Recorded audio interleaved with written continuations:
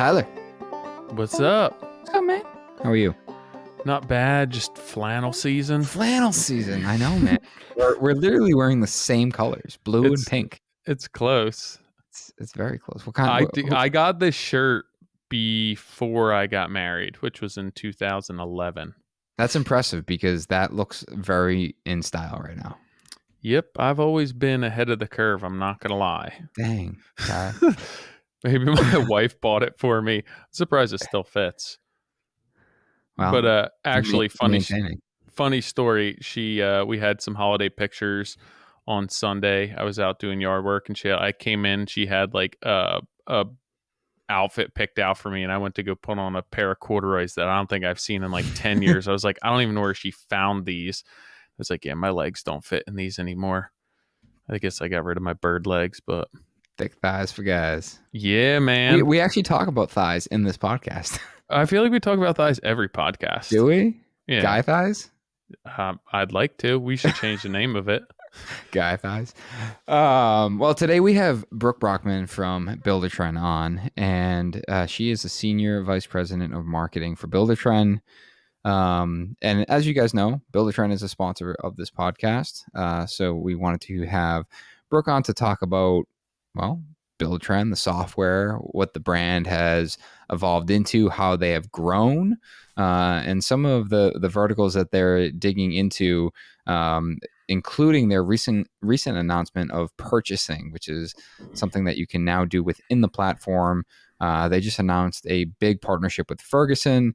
And then at the International Builder Show, I hear that they're going to be announcing some additional partnerships, which is really cool. I think at the end of the day, this industry is made up of a bunch of small businesses that don't have a ton of leverage when it comes to purchasing power. And, you know, with their recent partnership with CBUSA and the addition to the purchasing within the platform, that's going to change a lot for us as small businesses. Yeah, definitely give this one a listen all the way through. This is not a Buildertrend technological walkthrough type podcast recording. This is much bigger picture.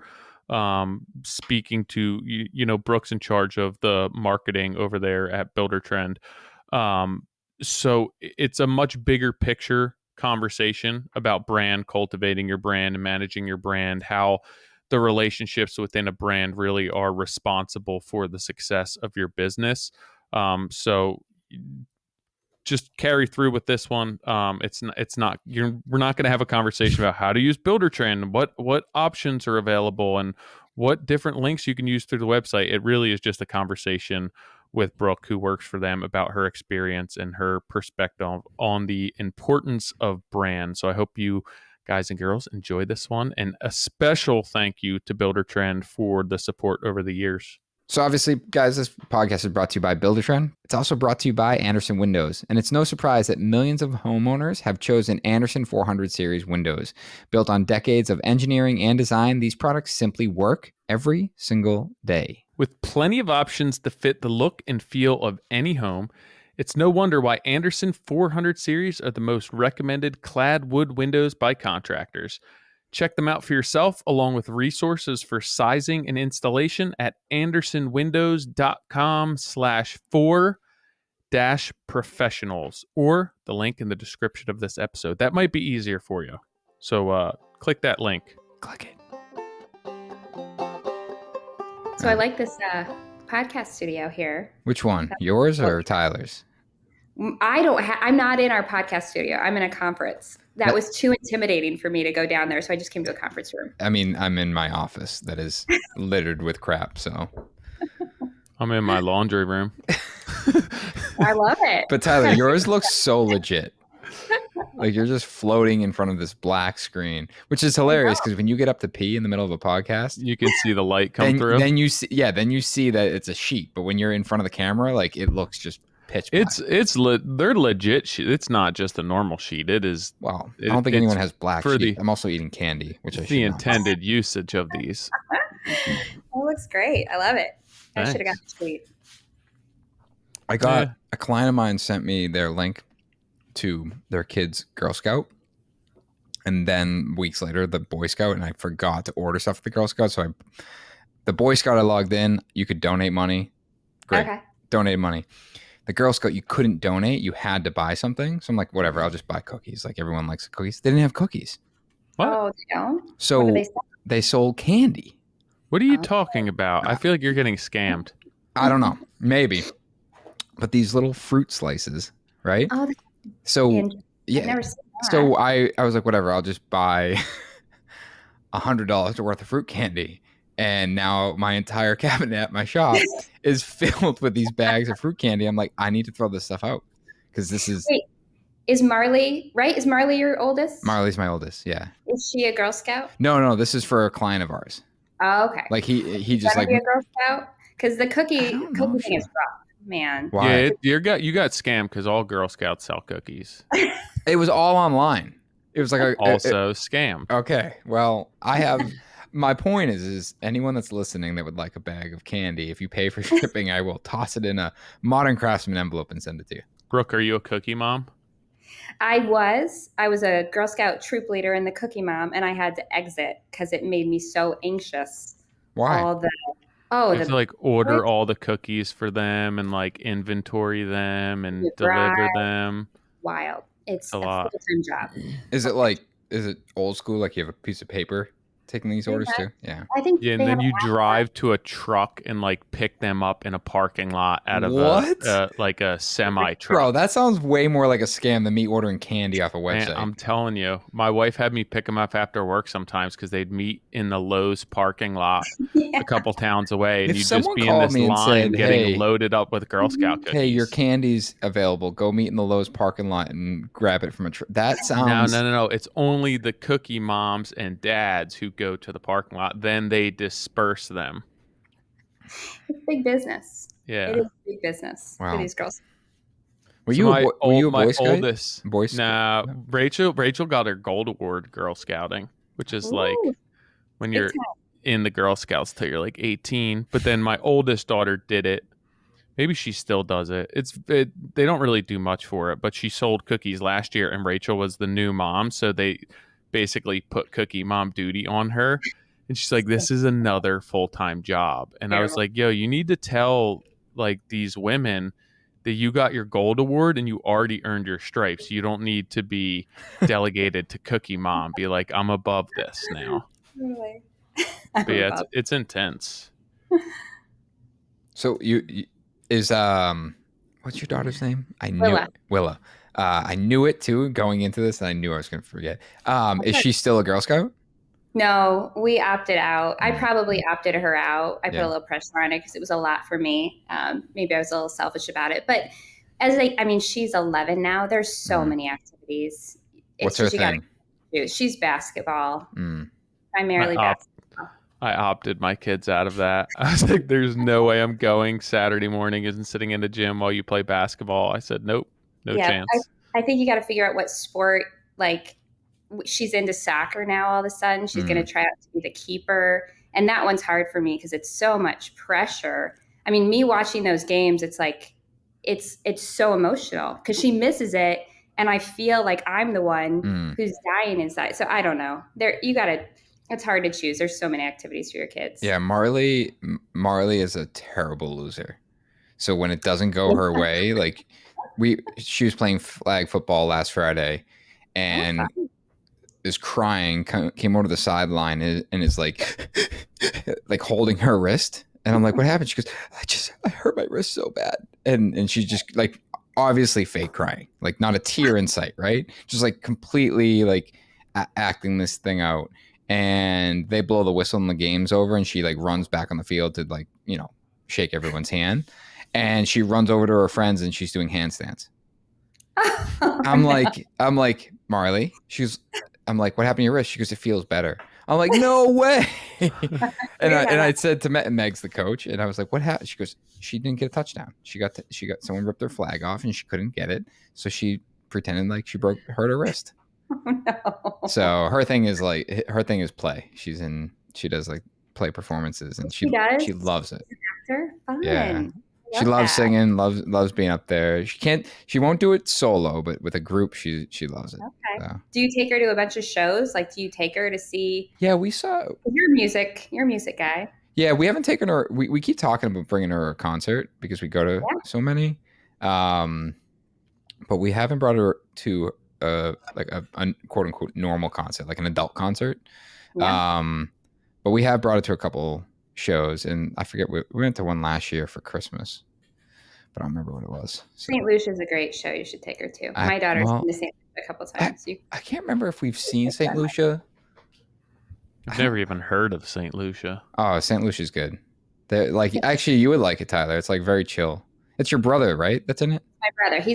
My brother's the bass player, so it's like indie pop. Yeah. Tyler, are you in Boston too? I'm down in New Jersey. I'm really close to Philadelphia. Okay, they're in Brooklyn. They're based in Brooklyn, so they do shows on the East Coast a lot. But they're a fun band and pretty family friendly. I can't remember if I told you this, but Meg's cousin's friend has a place in Charleston, and they randomly threw this big party and then flew St. Lucia down to play at his house. I heard about this. I heard about Ross flying down to Charleston. Was it like on an island? Yes. Or? Yeah. Yes. And I'm leaving out very specific information for obvious reasons. But I remember talking to my friend that was there, and he was like, dude, literally no one knew who they were except for me. And everyone had a good time. And it was just a weird situation with like, well, why did they end up there? Why them? But yeah, I mean, I think they're awesome. Fun though, even if you don't know them. I say that totally. Being a sister, but like you can get on board because they're so energetic and they dance, and so And I didn't even mean it in the sense of like their popularity. I meant in the sense that like, why were they invited to a party where they didn't like no one really knew who they were? But it was the weird, like it just the whole story was weird. Someone's gonna listen to this and be like, I know who you're talking about. Yeah, exactly. Like, shoot.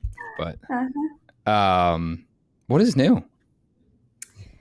I think so, Tyler. I feel like we might have met years ago at IBS, really briefly, but obviously I know Nick because Nick, we met what, 5 years ago, something like that. I mean, longer. I don't track the day that we met, but yeah, we met years and years ago. We met years ago because Nick worked and did some influencer work for our brand, and I would say that like this 5 years since then, like the Buildertrend brand and the Buildertrend commitment to like marketing and influencers and brand, it's been a wild ride.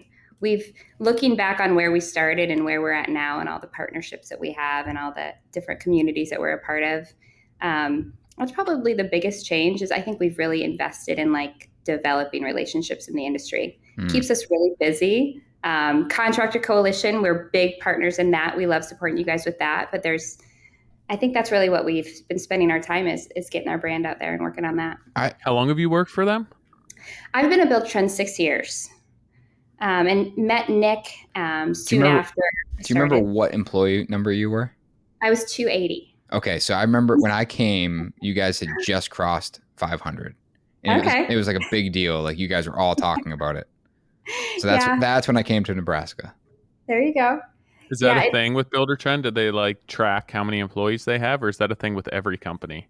I think it's a thing with startups. So if you're an early stage startup, tremendous growth, you kind of have that. My sister has always been in startup world, and she's always like, I'm number 9 or number 10. It stops being tracked after you get to a certain size. Yeah. We don't do it anymore. We always go back and forth between 1 and 3. Employee number 1 is super important. So wait, if someone leaves, do you retract? No, right? No. Because someone, I'm probably on like 8 or 9. This is like related but unrelated. I think about vehicles where people are like, wait, you how do you have vehicle number 13? You only have 6. I'm like, well, I didn't replace 6 with a new one. I just got a new one and we got rid of 6. Like, no, you're supposed to replace the number.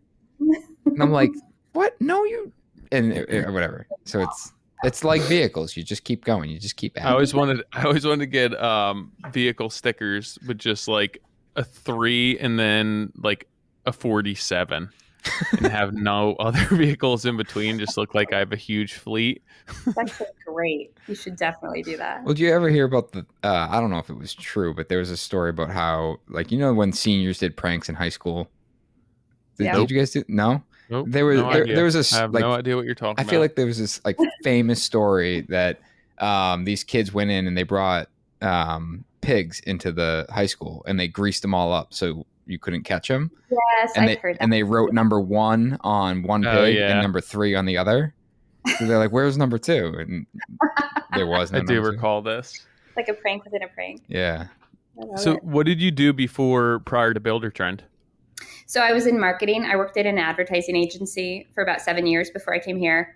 And then before that, I was really on the revenue side of a lot of different businesses. So I was in sales for UPS and I worked at Target Corporation. But my background is primarily sales and marketing. And so when I came here, we didn't really have a marketing department when I started at Buildertrend. And so I was lucky enough to start on the CS team, got to meet our customers, talk about our products, really got to know the industry, and then was able to move over to the marketing team and help build the team that we have now. Were you recruited to work there, or were you looking for a new job, or how did you end up there? I was looking for a new job. I definitely like hit this point in my career where I wanted a fresh start, and I had always been really interested in technology and the startup culture. I love well, my parents are entrepreneurs. I love business. I love working on a business that's super high growth. And I had never worked at a software company. My sister always had, said great things about it. So I just decided I was going to work at a software company no matter what, and got lucky enough to find Buildertrend here in Omaha, Nebraska, where I live. And it has been one of the, I mean, I love Buildertrend. I love working at Buildertrend. I love the people here. I love our industry. I don't know that I ever would have found my way into this industry if I hadn't found this opportunity. When you say If industry, you, are you we can talking? cut this if you want to tell the truth and you don't like working there. You can I tell us. We'll love it. just cut it and edit it. I would not say it if I didn't mean it. I do have a big team, so I do feel like they doubt me sometimes. But I'll tell you, I've never. It's sad to say, like I never really liked a job until I started here, and I find it to be so compelling, like being part of the software industry, but specifically for the construction industry. That's a piece that I think is really interesting. And I know you all deal with this all the time, but What this is it industry. about the building industry that you like so much? Well, first off, like it's the center of the world. People's homes are the most important thing to them. And I think it impacts every single person.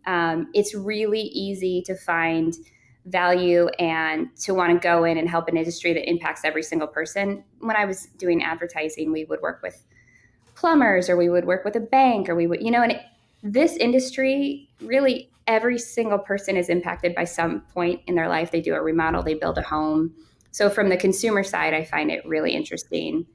But the other piece I find super interesting is that there's so many processes that people are constantly trying to evolve. We always talk about how our customers are really great at what they do, and the business part of it is like their least favorite part. And if we can come in and provide some answers and some solutions to make them better business people with our software, it feels like we're really supporting like the central industry in America and beyond. We serve other countries too, but I love being a part of that. And I love homes in general. I think we all do. But the construction industry is really compelling to a lot of us here because there's a lot of work to do there. I think people like you obviously are kind of like the models for how to make it work, and other people want to hear how you do it. And I think that's what we're seeing a lot is a lot of our customers want to learn and grow and make their businesses, less chaotic, easier to manage. We see that all the time. It's just a super interesting industry. What about? I mean, that was the one thing that was apparent when I was there. Is like everyone is very similar, like minded. Has a good attitude. Even when you go to the builder show, it's like everyone has a smile on their face and wants to help. Had when we were working with you guys came out to our office and sat in a room, literally like this room. It's like 7 by 7. There was like 8 of us in here. And we went through every single thing that, worked and didn't work. And that, I always really appreciate it. Or I always really appreciate that about you guys is that you're willing to take feedback, and I think, and respond to it. I forget what do you call the website that you can like request a feature? Well, we've had a lot of different ones right now, which we have like a customer feedback center and a customer And you feedback can loop. vote on it, right? Yeah, yeah, Yeah. exactly. I remember Yeah. and I remember early on, like I really wanted something and I would post on social media and I would get a bunch of people to go and vote on it, and then Yeah. found out like somehow like that got blocked, and it was like, oh, they have to be a user. Either way, but like the point is like you guys want to improve, and you want to continue to adapt, and that was always, Yeah. really important to me. And I think that the industry as a whole, like that's the most important thing, because what I'm sure is like everyone operates so differently. Mm-hmm. It's wild. Every single person. It's like, but And so trying to build a product for an industry that's so segmented and different approaches is hard. and the crazy thing is it doesn't need to be that way. Mm-hmm. And I think about restaurants, right? Like if you start a restaurant, everyone's using the same point of sale thing. It's I don't even know what toast, right? It's like, why doesn't it, hey, I'm going to be a construction company. I'm just going to plug in, here's the software I'm going to use. Here's my payment platform, and it's go time. And I know that's like ultimately kind of what you're trying to That's do, the goal. Yeah. but no one is just willing to plug in. Everyone's like, well, I like to do my estimates on paper, and I Yeah. would prefer that when I take a picture of it, it will automatically populate a proposal. And it's like, well, that doesn't like, go ahead, you can request that all you want, but the point is like we're trying to make this simple, where it's like, here's the features that you can work within. And I think that's the issue with like, Tyler and I talk about all the time, is like this industry is so quote unquote easy to get into, and anyone can be a contractor. So then you get this like varying range of people. Tyler, we're gonna save the guy in the minivan for another podcast, but like you got that guy in a minivan, and then you got the other guy that's Tyler, like tuned in, like understands like the intricacies, and is a great operator. And Totally. then you got the guy that's super savvy with business, can sell you a blank piece of paper, but doesn't have the craftsmanship skill set. And all Right. but all of these people are being bucketed into one thing as, hey, I'm a contractor. Exactly. It's like the barriers to entry, like you said, are low to get in. It also, I think there's a lot of multi-generational folks. Like when I went to your Builder 20 group, Yeah. it was surprising how many people were passing it down, right, to their kids. And so there's a lot of like personal investment, and this is the way we do things. I also think it's a bunch of small businesses, right? And the small businesses, until you guys came in and said, like, we want to build community, everybody kind of had to figure it out on their own. And it's not super easy. So, like, it's easy to get into, but it's also easy to get out of. You see a lot of businesses that can't make it because if you don't have your ducks in order, if you don't have profitability, if you don't have good processes, it'll burn you out.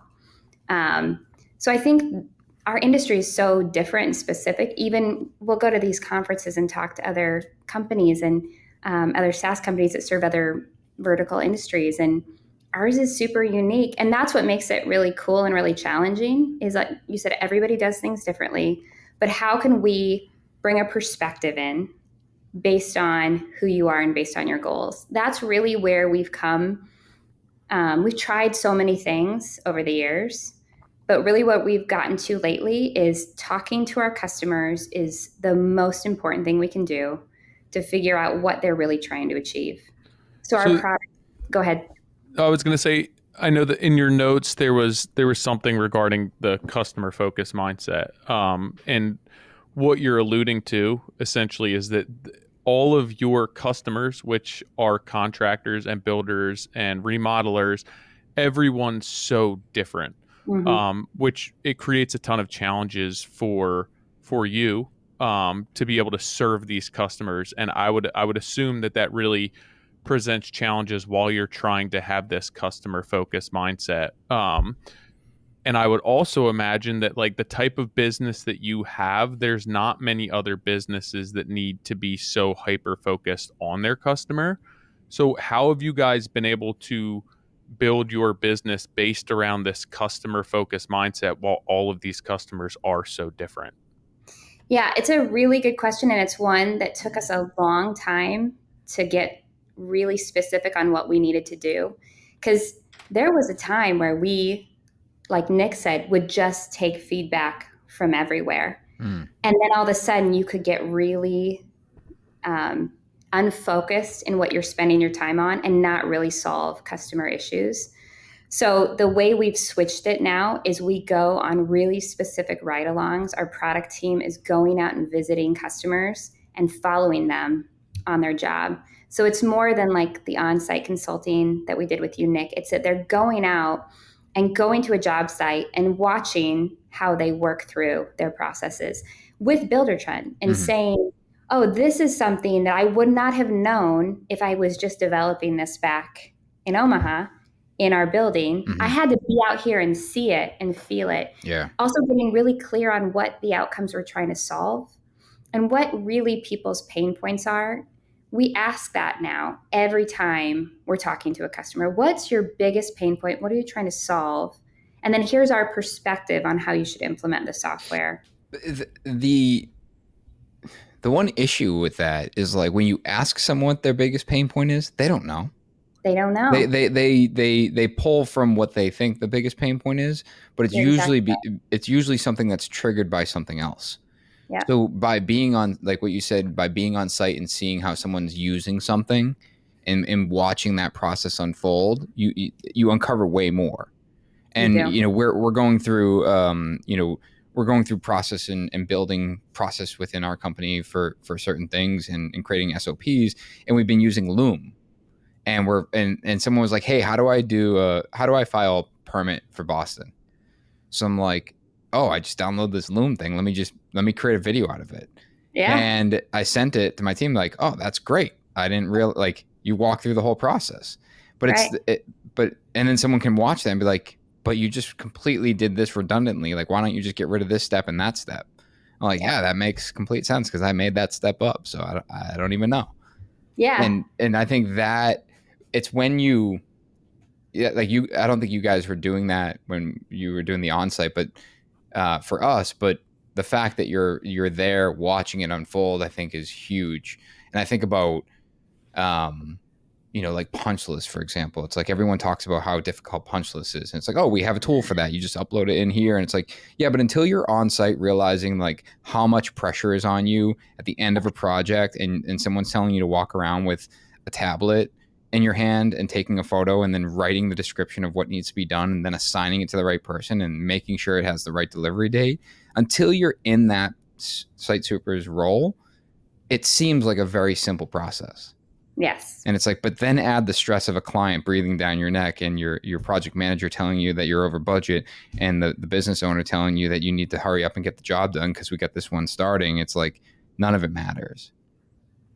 Well, it was almost like it was so much better than a yellow pad of paper with a checklist that you were like feeling really good that you got to this point. Right. But now it's time to take the next step forward and really get involved and feel the pain. Mm-hmm. I think your point of like people don't know what their pain is really valid. We'll talk to people during our sales process and they'll say, I just want a better way. I don't want to feel this way. I want to be more profitability. I want to grow. All those things are true. They can't tell you exactly what their problem is and exactly what they're looking for. So I think that's a big part of what our coaches have to do too, is really try to get to the crux of the matter. Like, where is the biggest pain in your org and how do we have tools that can help solve it, and make sure we're not just giving them the same experience we give everyone, really trying to solve those problems. So when you guys are pulling these contractors, for lack of a better term, different sizes, shapes, colors, demographics,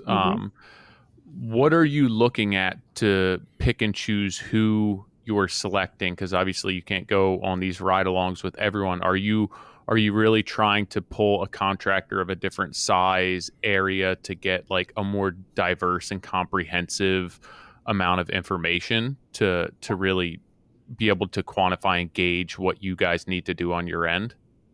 No, for sure. So like location is important. Location makes a big difference in processes, size of the business, amount of employees. We talk about that. We try to get diversity for amount of employees. We also try to get diversity in how people cost their projects, if they're cost plus, if they're fixed. Internal users versus subcontractor usage. I think that like if you look at all these different inputs, there's a million different ways that we can put this product together. So how do we get a diverse amount of people, diverse range of people who are serving different markets? And then obviously there's your specialty trades versus your remodelers. So we do try to get diversity. We also try to get people that are going to be open and honest. It doesn't do us a ton of good if we send someone out and we don't have a really engaged builder who's willing to kind of like get in the weeds with us. And it's, by the way, I understand it. It's hard if you're running a business and you're behind all the time to want to take the time to do it. Mm-hmm. But we do have a lot of customers who will give us feedback and will get into the conversations with us. So we're lucky that way. They care a lot about the product. I'll add too, and just for anyone listening that wants to take part in this, offer it to your team too. We're going through a different kind of software for our home care side, and I hopped on a call because they wanted to talk about our experience with the software and how certain things were being used. And I'm on the call, and I found myself like bullshitting the answers because I was like, and I finally stopped. I'm like, you know what? No, it's not the right person. Truthfully, I actually don't know what we do there. So how about I get my team on the call and they walk you through it? Because ultimately, like that's, the first thought is like, oh, we'll just talk to the owner of the business and we'll get their feedback. And, I might say, yeah, everything's gravy. Like, billing a client, easy, an hour's worth of work. And my team's like, dude, that took me like 7.5 hours to put that invoice together. I'm like, why? And they're like, are you serious? Mm-hmm. I'm like, yeah, because I didn't know. Right. So I think that, your point of like they have to be honest, it's also with themselves too. Like be willing to share that feedback honestly, but also making sure that you're getting the feedback from the people that are using it. Yeah, 100%. I think it's super important. And I think hopefully most products like have a really open feedback loop. We are lucky here to have a tremendous amount of people who are on the phones with our customers. So we usually can tell you right away if something's not going well. And then it's all about saying like, what perspective do we want to give on how we solve it? How do we want to focus our energy there? Can we elaborate on you guys and how you strive to meet customers where they are? And I could postulate as to what that means, and I would assume that it's somewhere along these lines of what we're speaking about now, but it probably is a good time to dig into that a little bit. Yeah, you bet. You bet. So I think that really goes back to having conversations with our customers. We are not just your typical software that doesn't have any customer support. We have a dedicated customer support team, customer success team that really strives to get to know businesses when they sign up, and really tries to diagnose the maturity level. And maturity level is really, there's a couple factors that we use to really tell, like how long they've been in business, how many employees they have. But because that range is so far, we know that we have people who come in the door who don't have any experience with technology, who've been really experienced at their craft, but not at process development, not at running the business. So really trying to figure out what's the experience they should have. How do we make our product as user-friendly as possible for different stages and different maturity levels? It's really important for us. And in this industry specifically, there's a wide range. So we try hard to do that. And how are you guys actually differentiating that? Like, do you have different groups of people who are able to serve what level of business you are in better, or different, I guess, within the software itself, like different areas that are going to serve people differently? How are you differentiating between them? We do. So we have different team members that serve different maturity levels, so they can really speak more closely to what level of maturity they're at, and then what kind of business they are. So we really focus on learning more about the different types of business processes, the different type of financial processes. And then the experience and the journey through the software is really based on all those inputs, right? Like what you're looking to get out of it, who you are, where you're at. That's what we give you. We call them success plans, but we really try to focus on giving you a really customized experience throughout the software that fits you. Nick, listening to this, it's interesting. This is probably the last industry that I would choose to be helping people manage their businesses. Like it sounds very difficult. I mean, I'm sure that there's a ton of challenges, and there's not a lot of software companies out there that have been able to do this really well. And I would assume it's probably because of the people that you are trying to serve. But I mean, you guys couldn't have picked a harder industry. Like, That's what I mean. You're not just going to be able to put out one product. Like, it's not one size fits all. Like, you could have two businesses that do the exact same thing in the exact town, the same size projects, and they could run their businesses the most polarizingly opposite way possible, and you are trying to serve both of those customers. So it's like, if you're able to make this work, you have the potential to take over the world. But getting there is like, how are we going to survive this? How are we not just going to absolutely implode?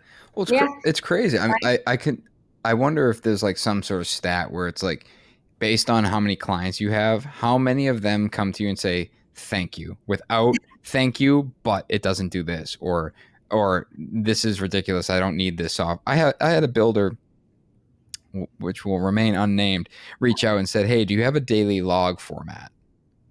And I'm like, no, just use Buildertrend. No, I'm not using that. I use Word.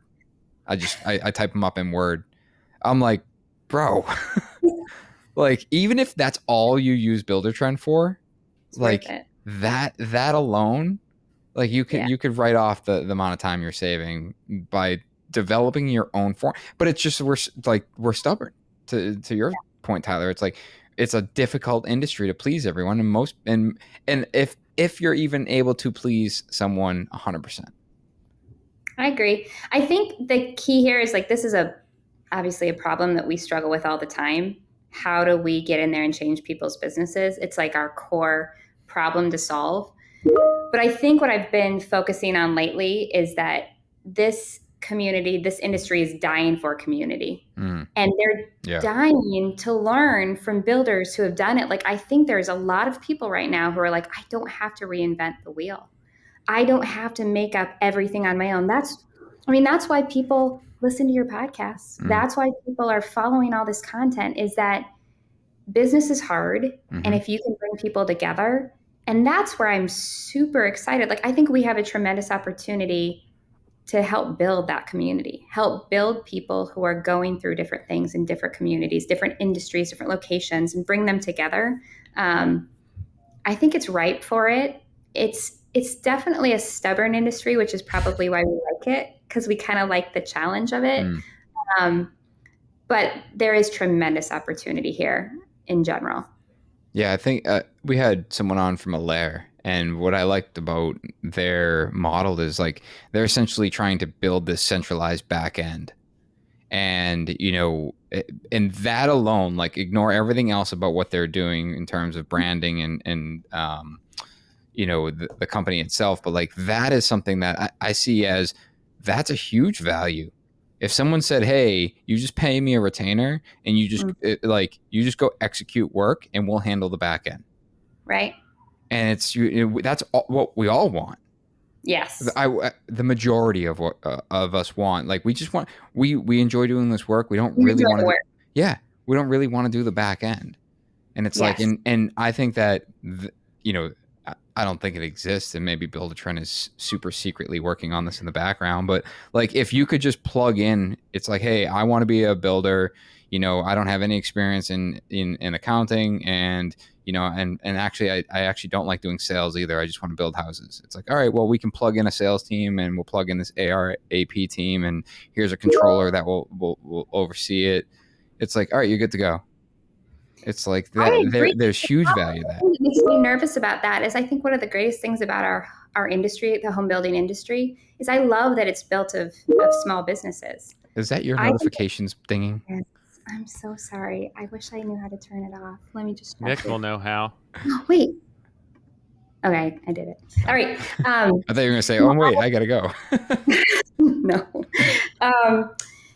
No, I think I forgot. I lost my train of thought. What was I saying? I was saying centralized, like here's the sales team. Yeah, I was giving you my okay, so I was just talking to do you guys know the folks at Breakthrough Academy? Mm-hmm. No.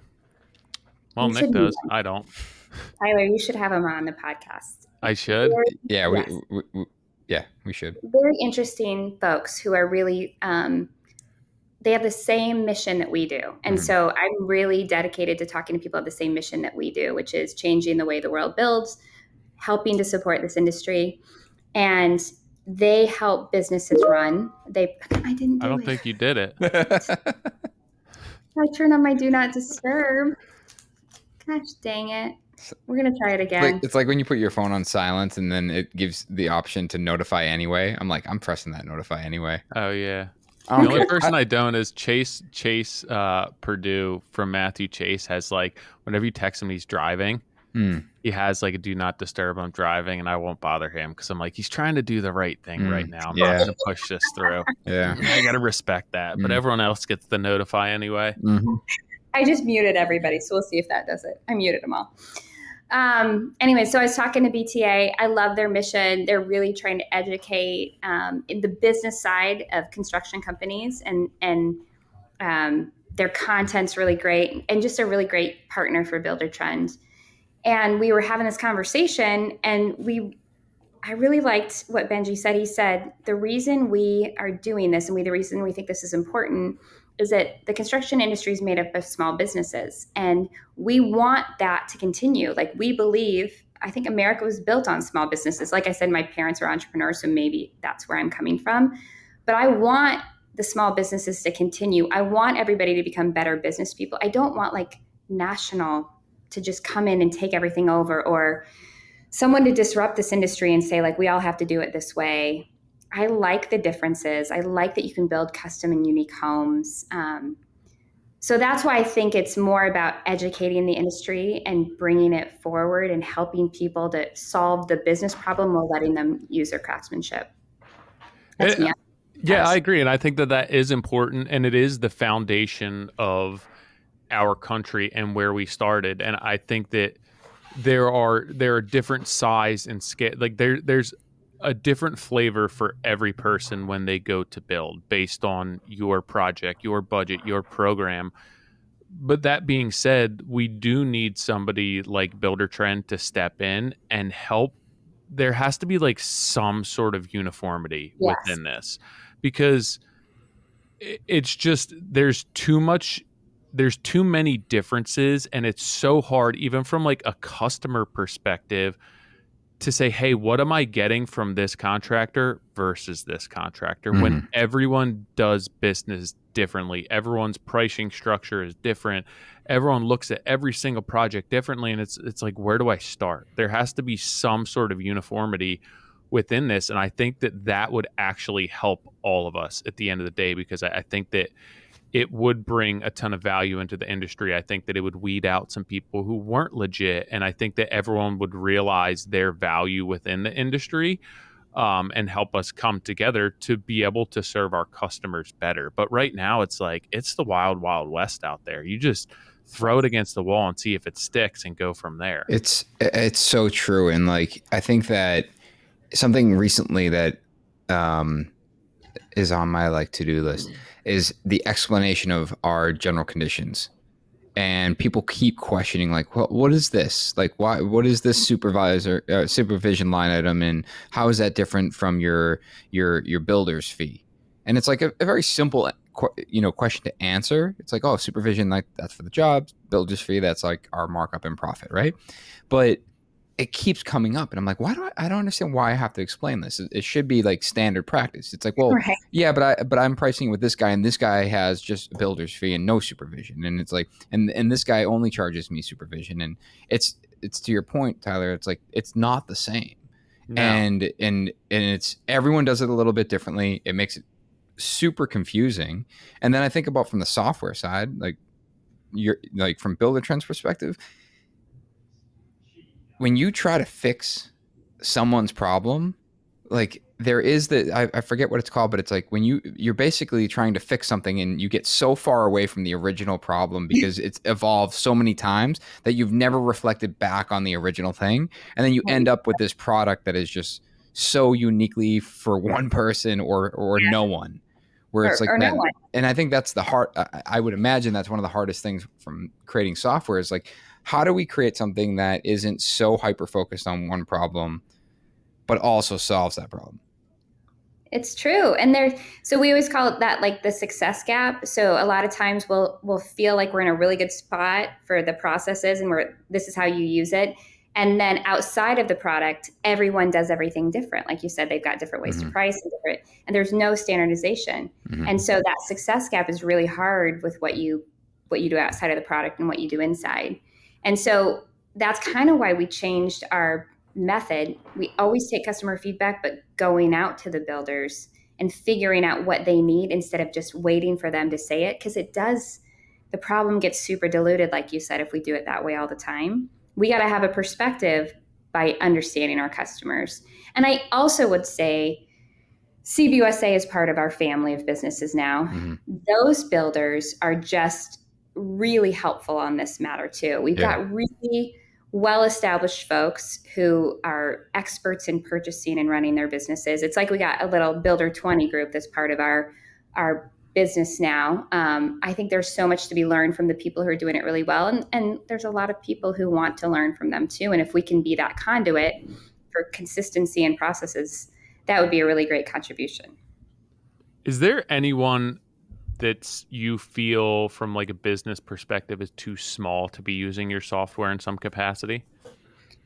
Yes. I will tell you, we have talked about like, is it like number of homes they build, number of remodeling projects? It's hard to find the consistent measure.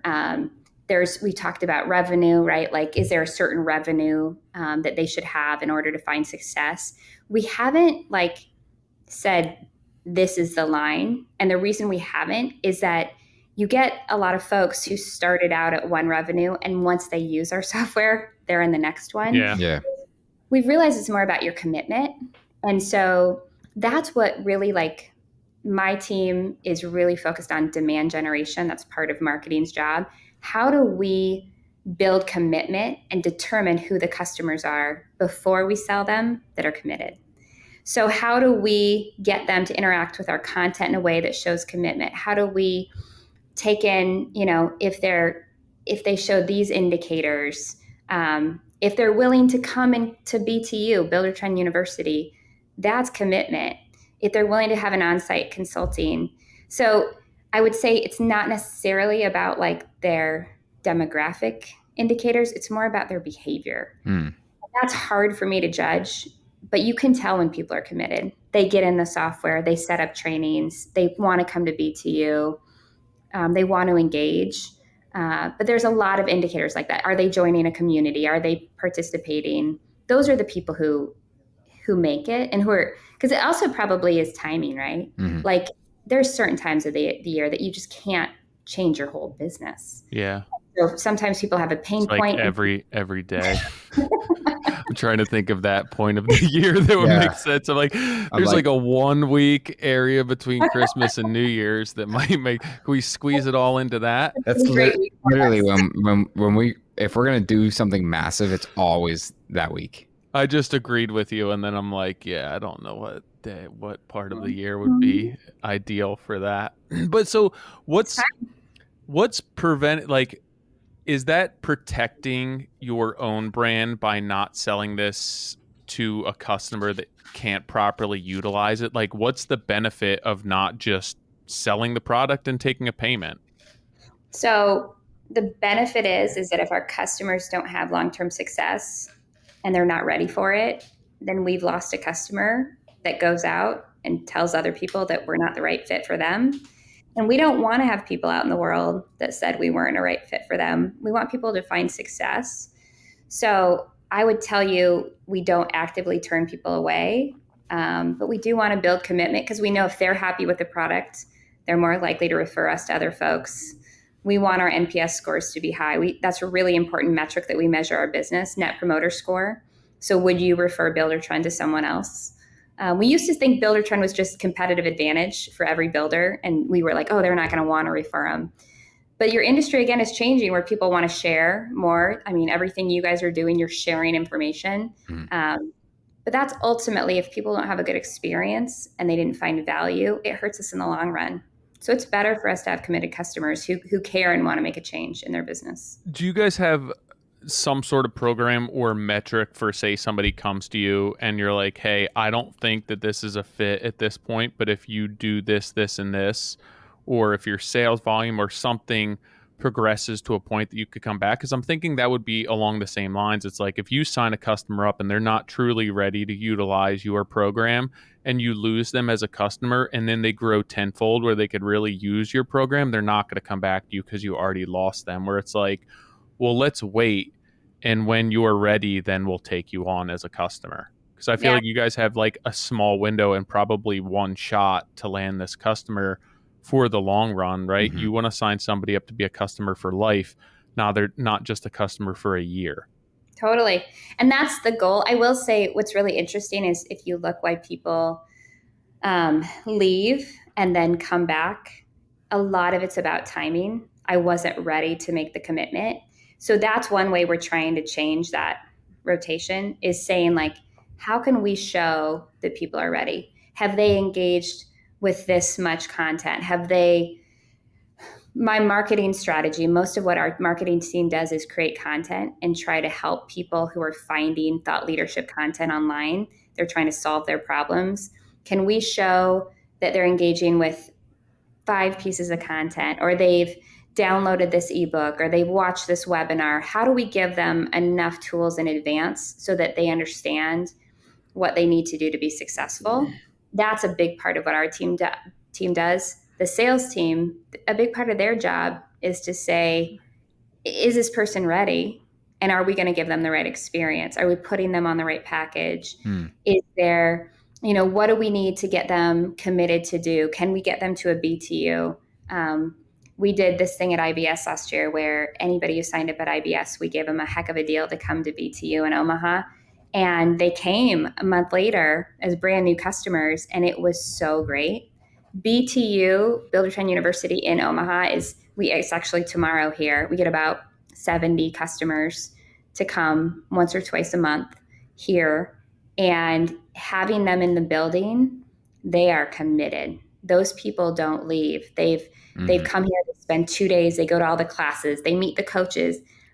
Turns out when you meet people that you're talking to on the phone all the time and you understand that they're humans and they care about your business and they want to learn, it's compelling. And then they realize like, this can really change my business and help me to spend. A lot of times we talk about, it's not just about growth for a lot of these folks. It's that like, they don't want to live in chaos. They want to be able to go home at night and not do this all the time. Like, these people are working wild hours, and how does Buildertrend solve some of their outside issues, not just running the business? I know that one of your things in your notes was touching on return on relationships. And not that I'm the most adept businessman, but I think that a lot of our business is measured by returns, and they could be transactional returns, financial returns, emotional returns, whatever they may be. And I do think that as from like a business perspective, we're oftentimes overlooking the return on relationships and how important that is as a business owner or even a company like Buildertrend. And I just want to touch a little bit, spend a little bit of time on what you guys mean, what that means to you, the return, and how important that is, the return on these relationships, whether it's as an individual contractor who's using Buildertrend or as a company or your marketing department, what that means to really have a return on the relationships that you have from a business perspective. For sure. I mean, I think the first piece of it is that in the industry, most people that we work with, they don't do a ton of advertising for their business. They get all of their referrals. They get all their new business through referrals, right? So everything they do is promoting their future business. Every relationship they have with their consumer, every warranty post sale, post build that they have to work through and they can do in Buildertrend or outside, like that all impacts all of their referral and it impacts their future business. I think we talk a lot about like the lead part of our program and the proposal, and really it's just showing your customers, your future customers, what kind of business partner you'll be for them. So I think that piece of it, we really believe that showing your current customers how well you run their project. I know we talk about this all the time when we go out and meet with builders, is like, you don't want to be embarrassed in your community. You want to have good relationships with your customers, especially these really long builds.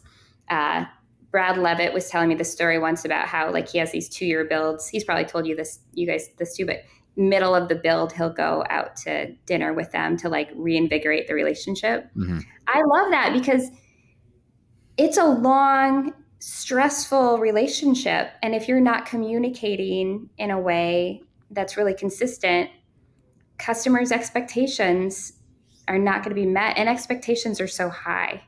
So I think about that a lot. Like, we've developed this world where we expect an Amazon item to be delivered the next day. We expect to be updated on everything. And yet the home building process is so long. The remodeling process is so long. Communication is tough if you don't have something to do it with. So I think those relationships is really, when we talk about return, like that's what grows your business, is really making sure you end every project on a really good note so they'll continue to refer you.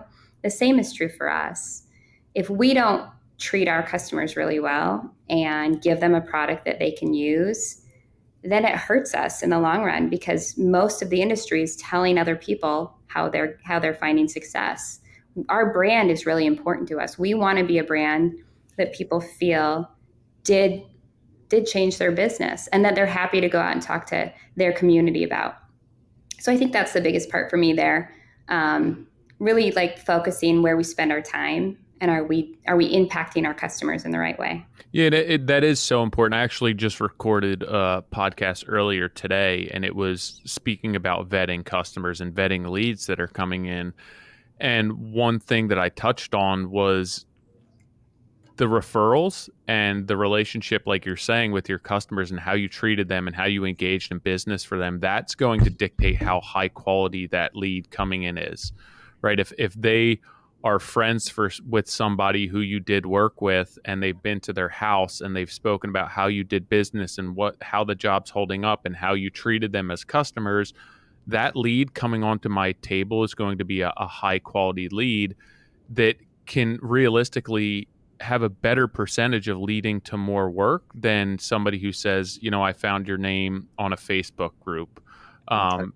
And if it is not for the relationship with those customers and not just about doing the work, but how you treated them, it really is important. And all of your successes and your failures and your potential for more work are based on your relationship with your clients. I don't know anyone that if you don't treat them well, you don't take care of them, even if you do a great job working for them, if it wasn't a good experience, they're not going to refer you. So I think ensuring that your customers are taken care of and that you are nurturing that relationship and treating them like humans, it really is. It's a huge aspect of securing more work down the road. It's not just about that customer. Totally. And then the damage they can do if they didn't have a good experience. Yeah. Because everyone talks about this stuff, right? It's their biggest project. They were out of their house for 8 months. So I think any good business person understands you got to focus on that. It can do you more damage than good. So, but it's not even every customer that you work for, but even just speaking to, like you said, you're not just going to take somebody's money. And it's the same thing that we deal with. And I've spoken to Nick about this, is generally speaking, humans don't enjoy or like rejection. So if you reject somebody, or somebody who's essentially coming to you to pay you money, and it's like, oh, your money's no good here, you have to treat that relationship delicately, because I turn a customer away because I don't feel it's a good fit, and I don't do that in a delicate, compassionate manner. And that person, the same thing, I never worked for them, but then they're going to speak poorly of my business or who I am. And it's the same thing. We're nurturing that relationship. Whether you're working for them or not, you have to be very careful. Yes, your reputation is one thing that you can't mess around with. Absolutely. You guys recently went through a rebrand, it looks like, in 2023. I was trying to figure out like what the impetus for that was, and it looks like it was the acquisition of a couple of different companies and some internal changes. Yeah. And it looks like you're really looking to spearhead going from a project management software to this like complete comprehensive system for running a business. And I'd like to hear, being your role within the company, why it was so important to rebrand, why now, and what that rebrand really entailed for you guys. Yeah, you bet. I think exactly what you said is right. We took this step as we had some acquisitions and mergers, that we really changed our business strategy, not to just focus on project management, but to really focus on construction management. We want to be at the center of the industry and not just talk about schedules, but talk about finances, talk about purchasing, everything that has to do with what our contractors are dealing with. And so, like I mentioned before, with CBUSA, the addition of CBUSA to our family of brands, we can now offer purchasing. So we're really focused on the suppliers that we work with directly and how you can facilitate your purchasing through Buildertrend. It's an exciting venture that we're just launching, but you can really manage all those purchases and manage getting kind of group purchasing discounts through Buildertrend. The financial piece. So can we pause there? Like, what is the bigger goal with the purchasing side? Is it really to truly like order everything within the platform for your particular project? I think that what we've realized is a lot of builders, like we said before, are small. They're small businesses. And so they don't necessarily have the purchasing power of some of these national suppliers. And so really working on getting some of the benefit of bringing the Buildertrend community together, those 25,000 builders, we should be able to negotiate great deals with different suppliers and vendors. And also, suppliers and vendors want to work with Buildertrend customers. Yeah. Buildertrend customers are better business people because they run their projects in a way that are more organized. Right. So they go out of business less. They have more success. We have a lot of stats that show they run their businesses better. So these are really good folks for supplier and vendors to talk to. They manage all their projects in one place. So it can be really interactive and easy. Some of that process of supply and ordering, it can get really messy, and you've got personal relationships and you're going to a bunch of different folks. And so I think that's one of the keys that we think about there is we're not trying to disrupt any of those relationships. But if we can use what's really great about our tooling is process automation and scalability, and you don't have to manually, upload receipts to all these different portals. If you can do it through the process that you're already putting your invoices in to Buildertrend and your POs and it's going against your estimate, which is going to your budget, like it all works together, then all of a sudden you get the group purchasing power of Buildertrend and of a much bigger company.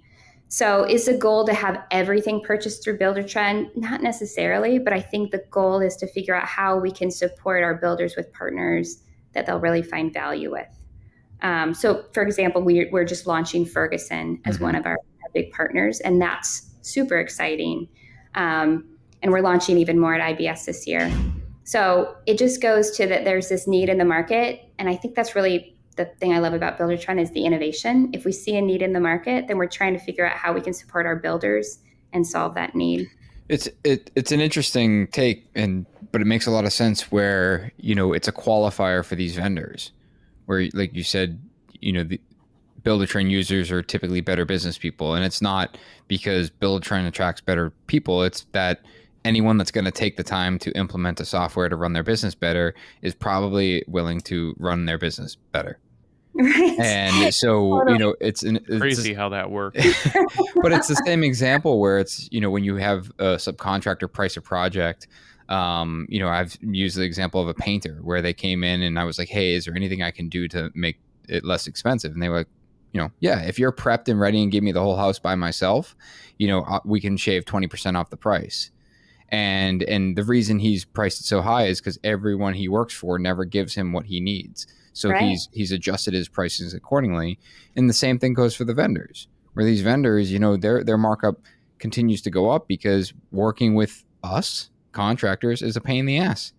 Right. So I got to make the juice worth the squeeze, and I'm dealing with a bunch of crappy builders, then I'm gonna charge more to hopefully weed them out.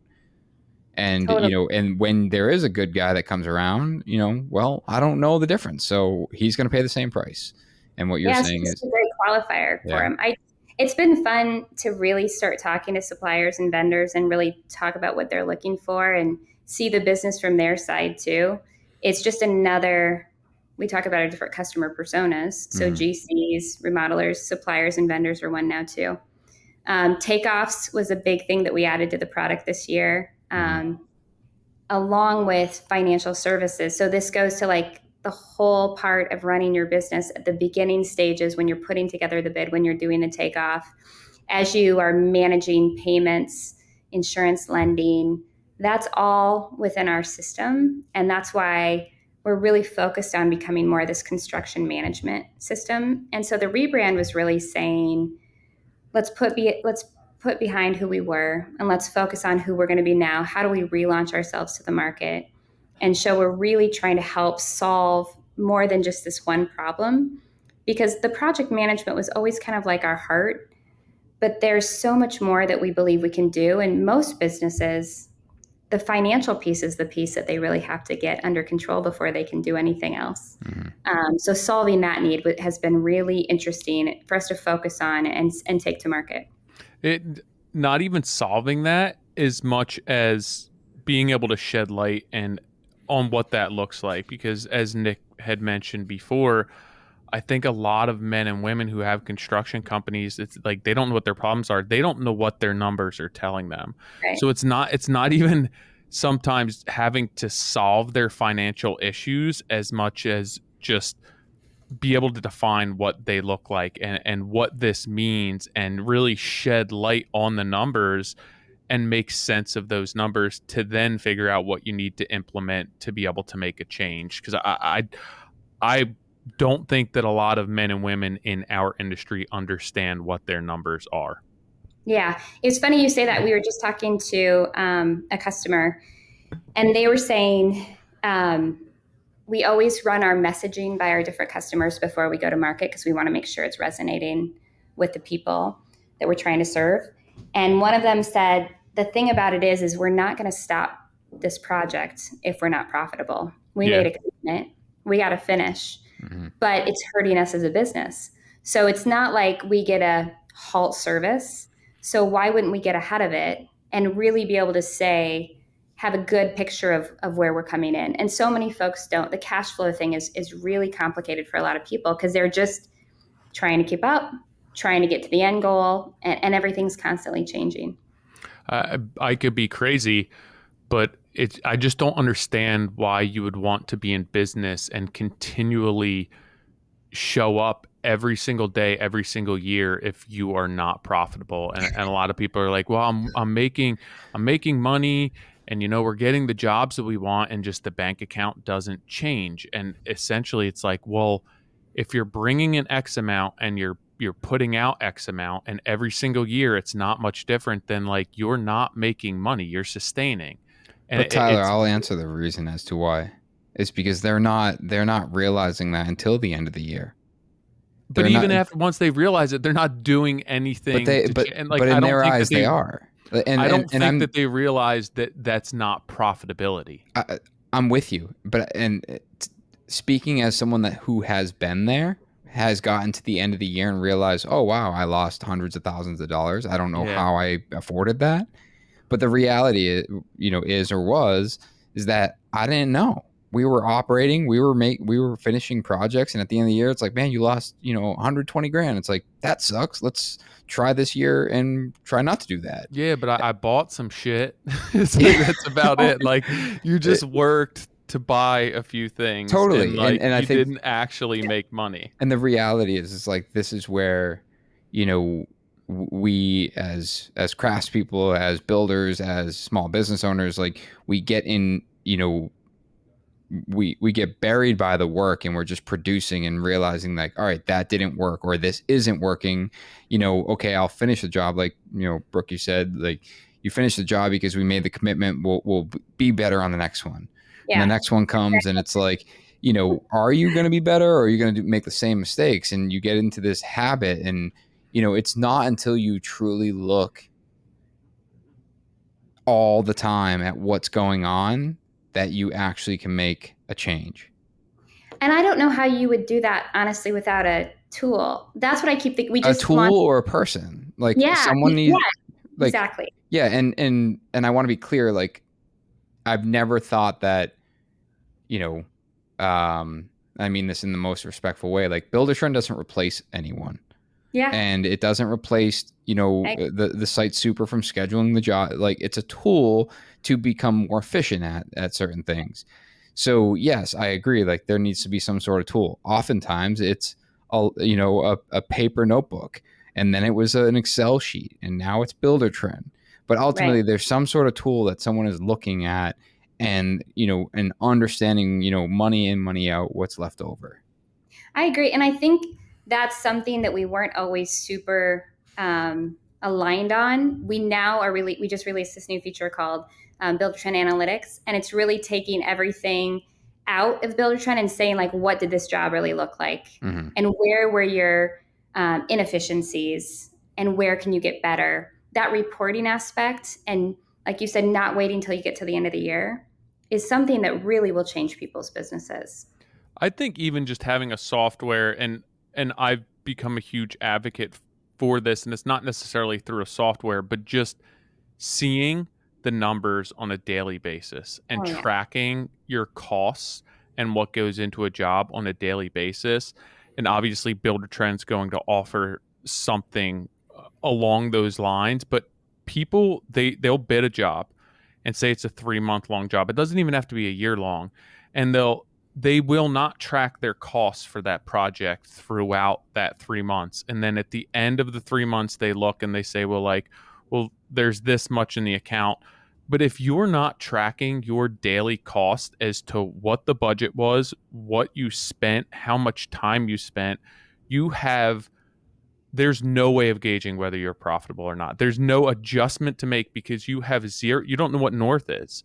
You have no point of reference. And even just using a software like Buildertrend to hold yourself accountable to a budget or what you're spending, or just track what's going into a job. I don't know how many people I speak on the phone with where it's like, do you have a spreadsheet of costs? Do you have a budget? And then are you tracking your daily costs for this project? That's the only way to truly gauge if you're charging enough, what the job's actually costing you, what your profit is. And some people, just with everything that's going on, they don't have the capacity to do that. And I think that's where something like Buildertrends comes in, where it's like, we can make this a lot easier for you. It's not, you're going to have to get it up and running, but it's not going to take all of your time and resources to do this. And I think that is worth its weight in gold, because people will see very quickly that they are not charging enough, or their business is simply not sustainable. Like, you're not a profitable business, and people have no idea that they aren't. Totally. I think when you think about, like, just all the unexpected expenses, we talk about that a lot. Your Lowe's, your Home Depot, your last minute runs, like, just the idea of tracking all those receipts to a specific job. Think about what gets lost. I think people don't think, like, oh, that's not that much, but you're going to these stores every day and not actually assigning them to a job. How do you know you're charging the customer? We did the math on it. We did the math on these missing receipts, right? We call them. And we did the math, and it was over a course of 2 years. I just said we did the math like 8 times. I believe you. Did the math. But over the course of 2 years, we totaled up $150,000. And That's nuts. I was Like like, what? two trucks. I was two nice trucks, two really nice trucks. And, and we did That was my first house. that. Yeah, that was more than my first house. But it was crazy. And granted, we did capture all of them because we had this process and we just tracked, hey, if we didn't follow up on this, what would it have cost the business? And it was like 150 grand. But most people don't have the time to do that. And so they just kind of think it's throwaway. And that's it's where an $8 receipt, no big deal. Okay, $8 over 250 days, like adds up pretty quick. It's huge. So if we can solve those issues with receipt tracking, OCR, right? If we can scan them and they go right to your job, it makes a big impact on the business. It makes you a better business person. Our job just has to make it that it's so easy to do that you wouldn't not do it. That it's just part of your day. And so that's where we come in. The OCR. So what does that stand for? Do you know? Optical character recognition. I don't know. I think that's so. I just have a random story on that. So it's basically, if any of you guys use the app to scan your receipt, that's what it is. It scans the receipt, plugs it in. But some apps will just scan the receipt and turn it into a document. So it would be like, oh, that's a white background. I'm going to take the white background and make that black text, and that's all you see. But others will take a photo of it and then scan it. Not a fan of the photo ones, and mainly because I'm one of those guys that will take the receipt and put it on my leg and take a photo of it. And so then I look at the receipt, all the receipts, it's literally like a shot of my thigh with receipts on it just all the way through. Or some days maybe I'll get fuel and I'll be in a bathing suit. So then my thigh's hanging out. And it's like, can't this auto crop just to the receipt, not have my pink and blue bathing suit in the photo? But I didn't it never really dawned on me until I went back and looked. I'm like, man, that's this is then being used for accounting backup. Yep. And ultimately ends up in the file from my client. You get audited. It's just a bunch of guy thigh. It's my toes are hanging out, in the sandals. But your legs that haven't seen the sun in 2 years. I get more sun. That's why I got the little 5-inch inseams now. But it's it's those little things, which again, it's as software develops, you get that feedback. And recently I was talking to someone about the OCR stuff, and I told them that.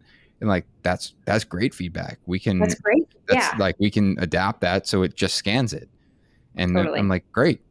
Because I know maybe I'm the only one that's mentioned it to you, but I know other people were like, I don't want a picture. Then they're finding a spot to put the receipt down and making sure it's a blank background. And that kind of stuff you don't always I will just be honest. I feel the same way about when you take pictures of a check to auto deposit a check. It drives me crazy because you can't have it on a white table, and all my countertops are white, so I have to go find someplace, and it's just that stuff that I'm like, why is this hard? Right? And are you going to lose me? Am I going to get? Because I think attention spans are so short. That's what I always think. If I can't solve this for someone quickly with the product, they're going to get distracted. Yeah. Once you hit a roadblock. Yeah. I mean, great example. I have I have 2 checks on my desk sitting beside my computer that I tried to scan with my phone yesterday, and my bank said, "Sorry, this is over your allowed limit." Guess what? Guess won't get in the bank for probably another week. For sure. All because they just have this random limit as to what I can digitally deposit. Yeah, and I think that's the interesting part of being a part of a product. Is that our product engineers are really they need to be focused on seeing those roadblocks and finding ways to not let, as you get bigger and bigger, you have processes, you do things, and then you have to always question yourself, why are we doing this? Yeah. Why are we making things harder for people? And does it serve us anymore? And so that's hopefully where we're going with that team, is constantly reevaluating the way we do things. It's I think that is super important. from a brand and a business perspective, I understand personally what it means, like how important storytelling is to my business and critical to capturing my audience, articulating what you are, who you are as a business, shaping your brand. But what's so important to Buildertrend about storytelling? Why is that important to you guys? Well, I don't think any one of our customers wants to hear honestly why we think Buildertrend is the right solution for them. They want to hear why you guys do. They want to hear why other customers do. They want to hear stories from our customers. It's always more. Social proof always matters more when you're looking to change your processes or to invest in something else. And so I think number one, like the stories are the best way to convince people. But number two, like if you can't, like brand is never just about, as you all know, like a logo or a video. It's really about what everyone thinks about you. And so customers all have to align on the brand and you have to tell the stories in order for that brand to be really authentic. I think that's something we've been focusing with Courtney Matern. She's our director of content marketing. We've been focusing on customer stories for about 3 years now. And I'll tell you, like, I am super proud of all the different stories we've told, and I can feel it. Because it's all generated by users. This is not us telling anyone anything. We're always telling customer stories. And then you can see yourself in other customers, right? Like you want to see, it's aspirational. I want to be at that place. And how do I get to that place? I mean, that's again, like what you all do here. You're interviewing other builders, talking about the things that have made a difference in their story. That's what people want to hear. Stories. Yeah. I think it's important to note, like you said, the authenticity, because that at the end of the day, that's what's really important. You can get somebody on, they can tell their story, but if it feels forced, if it doesn't look authentic, it's like this is paid programming right now. How do you guys manage that on your end from a marketing perspective and creating this content to ensure that it does remain authentic and it doesn't look like a pitch? Well, I will tell you, we developed partnerships within the last 2 years. We've developed a lot of authentic partnerships across the industry. We never have anyone talk about Buildertrend that hasn't authentically or originally come onto Buildertrend on their own. Mm-hmm. We're not paying to play.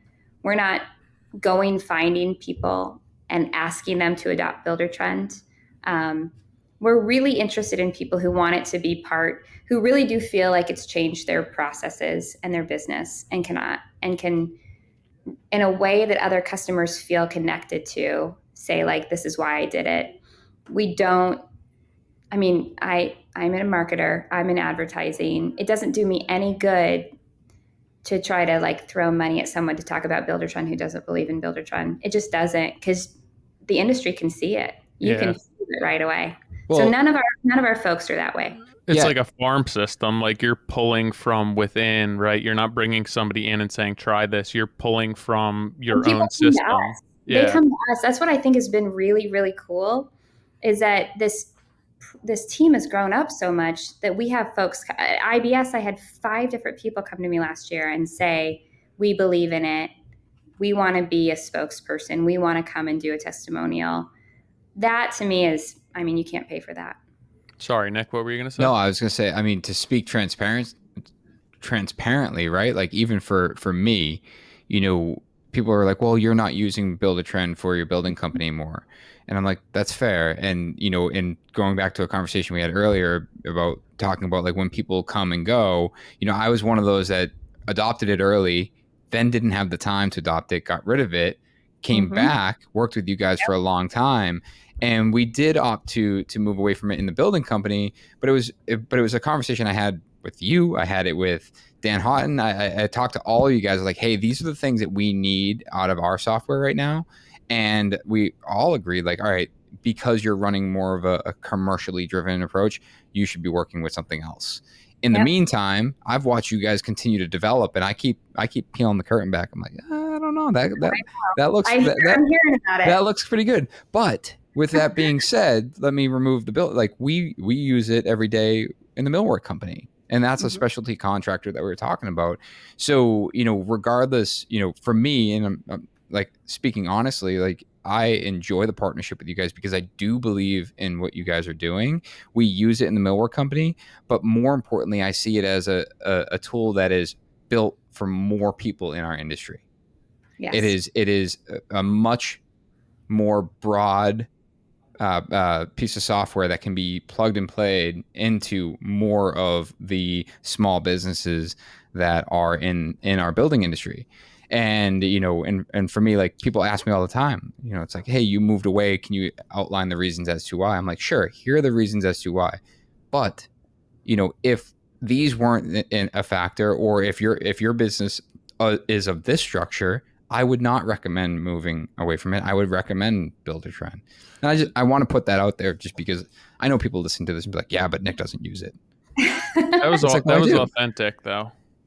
It was. That was authentic. I hope so.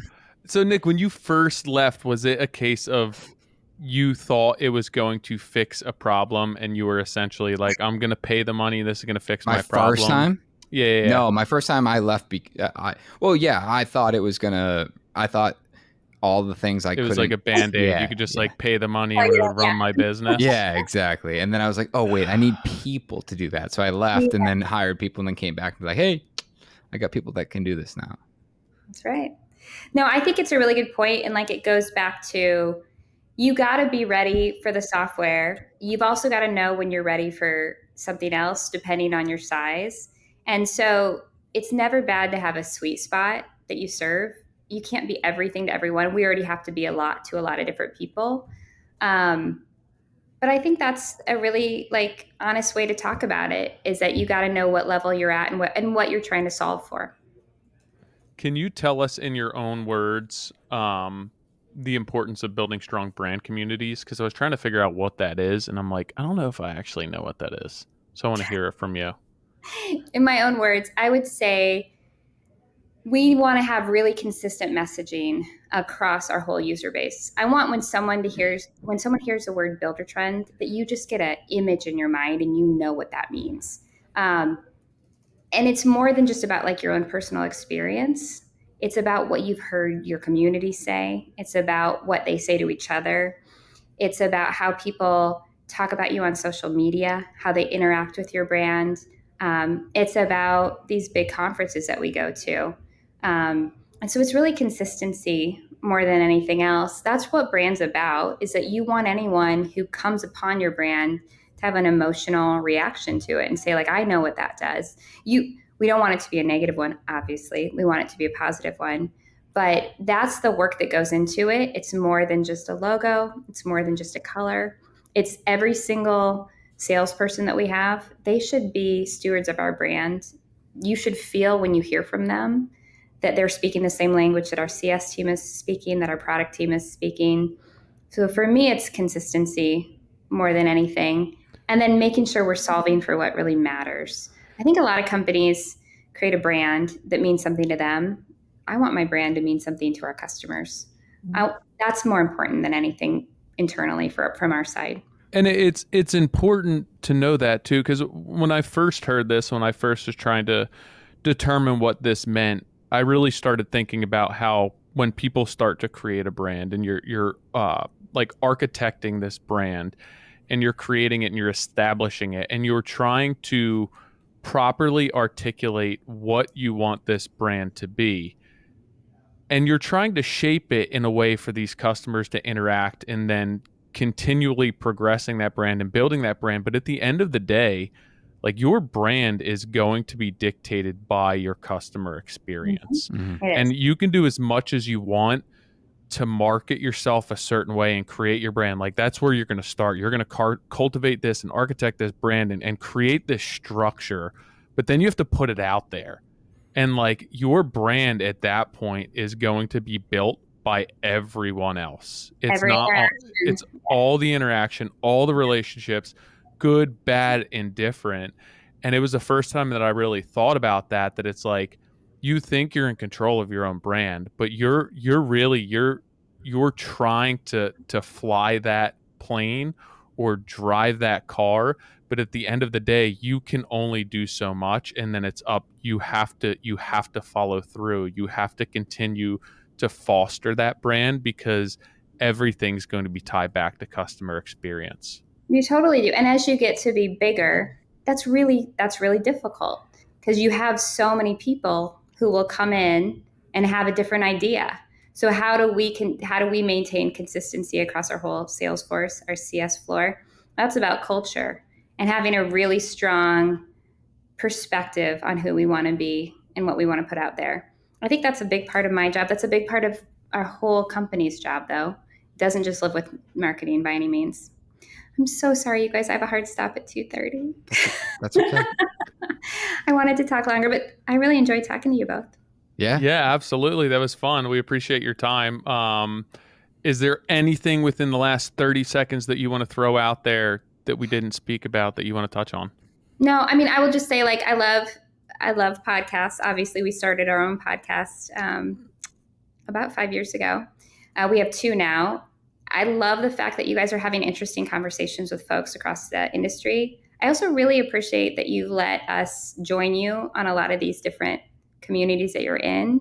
I think you're doing so many interesting things, and the more we can talk about it and the more we can be a part of the conversation, I just feel really grateful. So I appreciate it. Appreciate your partnership. Thank you very much. You better get going. You're going to be late. I know. Thanks. Thank you. Don't forget to turn your notifications back on. All right. I will do it. Everyone always has the same face when they get that notification. Like, wait, what does that say? What is it? Hold on. What did he just tell me to do? Yeah. I mean, that worked out pretty much perfectly because I was done with my questions and it was literally to the second. I mean, there was no post conversation exit, but it's all right. Get down to it. Get on your way. There we go. No, I appreciate Brooke coming on, and I obviously appreciate Buildertrend's partnership with us. And like I said, I've been a longtime user of it. We still use it at Materia. We don't use it in NS Builders, and a lot of you guys have asked about that. But at the end of the day, I do think it's I think it's the number one construction management software.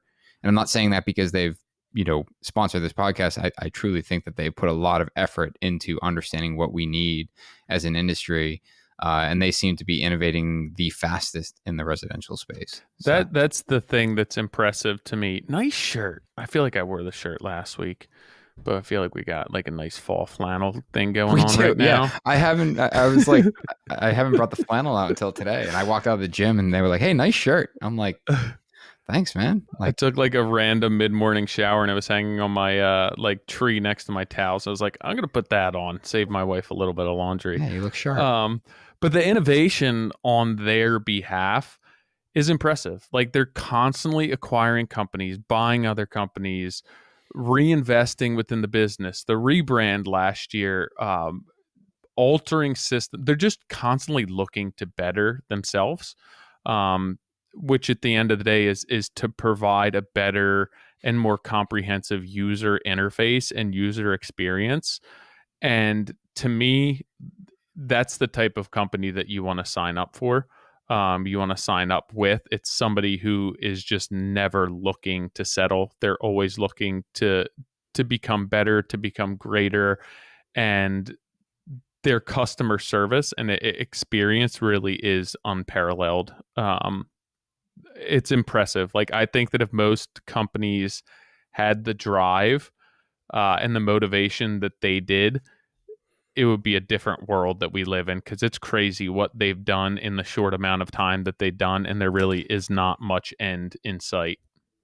Yeah, I mean, I remember going there, and I think I've talked about this before, but they were in a huge building. I think they still are. And I remember going up in the sale, like they had this whole side that was all sales guys or salespeople. And, it was very like what you would expect out of a sales team. They were just, phone call after phone call after phone call, and they're, walking people through the program. And that's impressive. And then we came around the corner, and then there was a customer support team.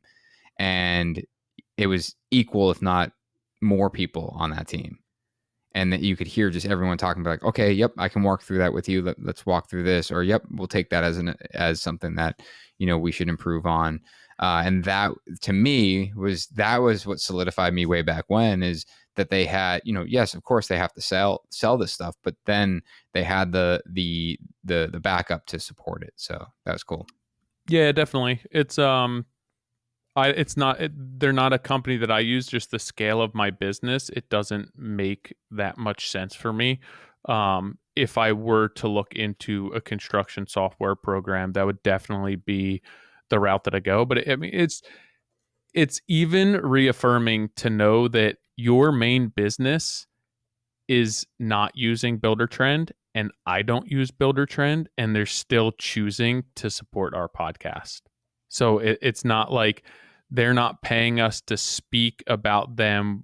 Like neither one of us use them, and they're still choosing to support the podcast and get the word out and really give back to the industry, which is really impressive to me.